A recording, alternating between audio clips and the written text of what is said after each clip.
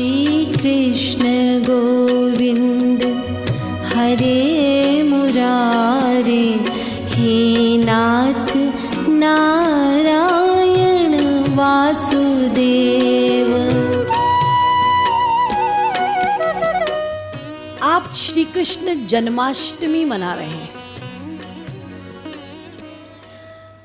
जन्म हमारा भी होता है और श्री कृष्ण की भी जन्माष्टमी मना रहे, अवतार अष्टमी तो नहीं मना रहे।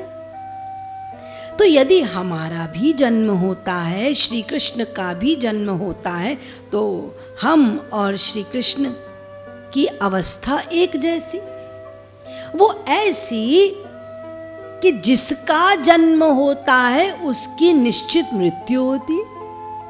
जातस्य ही ध्रुवम, जन्म, हमारा जन्म होता है, हमारी मृत्यु। तो यदि आप कहेंगे कि भगवान का भी जन्म होता है, तो क्या भगवान की भी मृत्यु होती?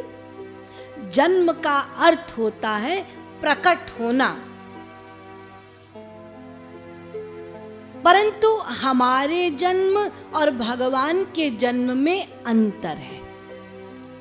हम भी प्रकट होते हैं, भगवान भी प्रकट होते हैं, लेकिन हम प्रकट होते हैं मां के गर्भ में।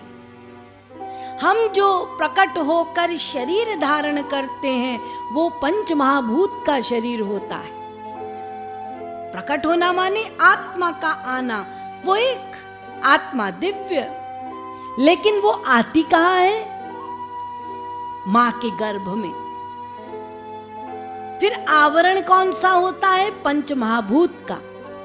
इसीलिए हमारा जन्म माइक जन्म कहलाता है, भगवान का दिव्य जन्म होता है। और वो दिव्य जन्म क्या है? भगवान गर्भ में नहीं आते, और जैसे हमारा शरीर और हम ये दो हैं, एक आत्मा होती है, एक शरीर होता है, परंतु भगवान का आत्मा और शरीर, शरीर और शरीरी, शरीरी माने आत्मा, देह देही, देह माने शरीर, देही माने आत्मा।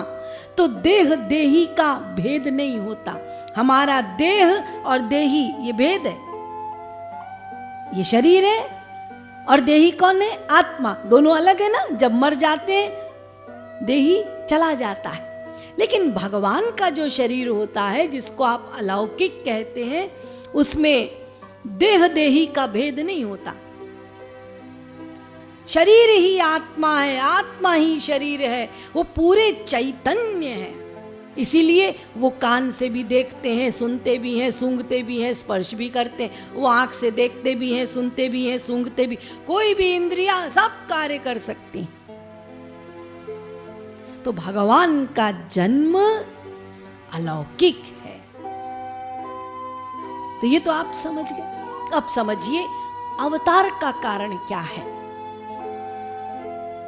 भगवान के अवतार लेने का एक ही रीजन है, जीव कल्याण। एकमात्र रीजन, जीव कल्याण। यदि वो स्वयं इस मृत्यु लोक में अवतार न लेते तो उनका नाम भी ना होता, रूप भी ना होता, लीलाएं भी ना होती, उनके गुण भी नहीं होते।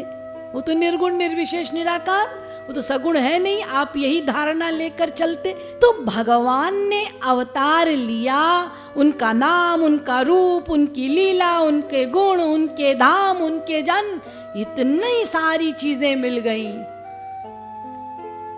ये ना होता तो फिर हम इतना जो चिंतन कर रहे हैं बैठकर, उनके नाम रूप लीला आदि का रूप ध्यान करते हैं, आंसू बहाते हैं, जिस नाम रूप लीला आदि के गुणगान और चिंतन से अंतःकरण की शुद्धि होती है। यदि भगवान अवतार ना लेते तो ना नाम, ना रूप, ना लीला, ना गुण, और फिर हम चिंतन किस बात का करते?